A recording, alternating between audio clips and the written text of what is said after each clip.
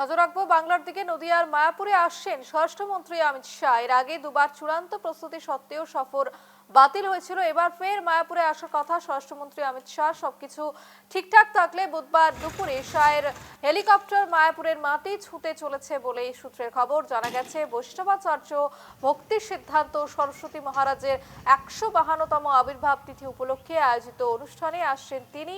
এবং বিজেপি সূত্রেও বলা হয়েছে এটি রাজনৈতিক সফর নয়। আয়োজক সংঘের সভাপতি ভক্তি সাধন তৎপর মহারাজ বলেন, আবির্ভাব তিথিকে কেন্দ্র করে ব্যাস পূজা মহোৎসবের আয়োজন করা হয়েছে এবং স্বরাষ্ট্রমন্ত্রীকে আমন্ত্রণ জানানো হয়েছিল।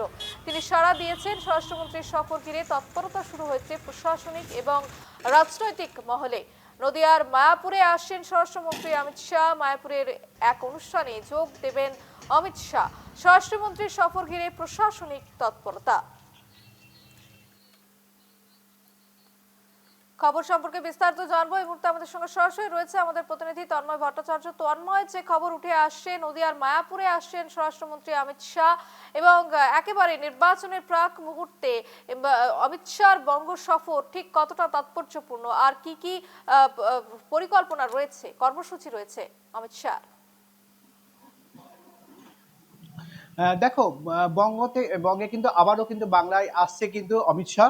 এবং অমিত শাহ কিন্তু এর আগেও কিন্তু মায়াপুর ইস্কনে তিনি কিন্তু আসার চেষ্টা করেছিলেন এবং প্রথমবারে সেটা হয়েছিলেন এবং কিন্তু হওয়ার পর সেটা বিশেষ কাজের জন্য সেটা ক্যান্সেল করা হয়। এবং দ্বিতীয়বার যখন আবারও তিনি এই বঙ্গ সফরে মায়াপুরে তিনি আসবেন বলেছিলেন এবং একটি অনুষ্ঠানে যোগ দেওয়ার কথা ছিল, সেখানে কিন্তু দিল্লি একটি বিস্ফোরণ হয় এবং সেই বিস্ফোরণে কিন্তু তারপরে তিনি কিন্তু আর আসতে পারেনি।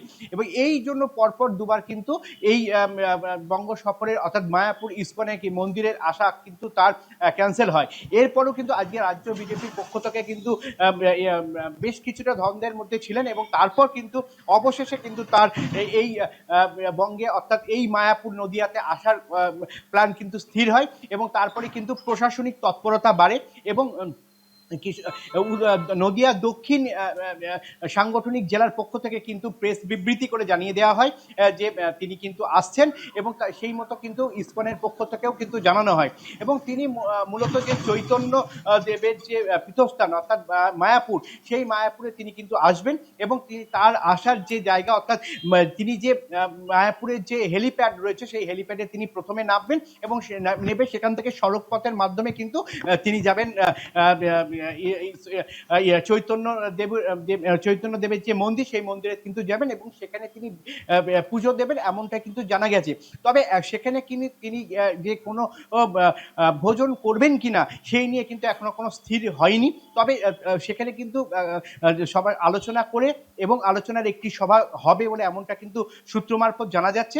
তারপরেই কিন্তু সেখান থেকে বেরিয়ে তিনি দমদমের উদ্দেশ্যে চলে যাবেন এবং সেখানে কিন্তু কলকাতায় তিনি সেখানে নৈশ যাপন করবেন, এমনটাই কিন্তু এখনো পর্যন্ত কিন্তু স্থির করা হয়েছে এবং এমন প্রশাসন ক্ষেত্রে কিন্তু এমনটাই শোনা গেছে।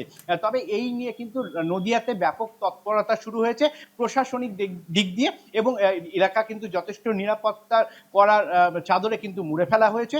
তবে এলাকা যেখানে তিনি আসবেন এবং সেখানে একটি সভাস্থলও করা হয়েছে, অর্থাৎ সেখানে যদি সাধারণ মানুষের প্রতি কি বার্তা দেয় সেটি কিন্তু কর্মসূচি রাখতে পারেন, এমনটা কিন্তু জানা যাচ্ছে।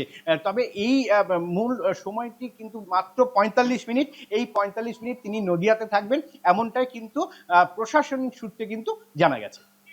একেবারেই তন্ময়, তুমি যেমনটা বললে, বলাই যায় যে বঙ্গে ফের শাহী সফর এবং তা অন্যদিকে যে খবর উঠে আসছে যে একেবারে মায়াপুরের মাটিতে তিনি নামবেন এবং সেখানে কোনো প্রশাসনিক বা কোনো রাজনৈতিক কর্মসূচি নয়, বরং পূজার্চনায় তিনি যোগ দেবেন এবং তারপর সেখান থেকে তিনি বেরিয়ে যাবেন এবং এই খবরই উঠে আসছে এবং সেদিকে আমাদের নজর থাকবে কি কি অনুষ্ঠান হচ্ছে। আপাতত ধন্যবাদ তন্ময়।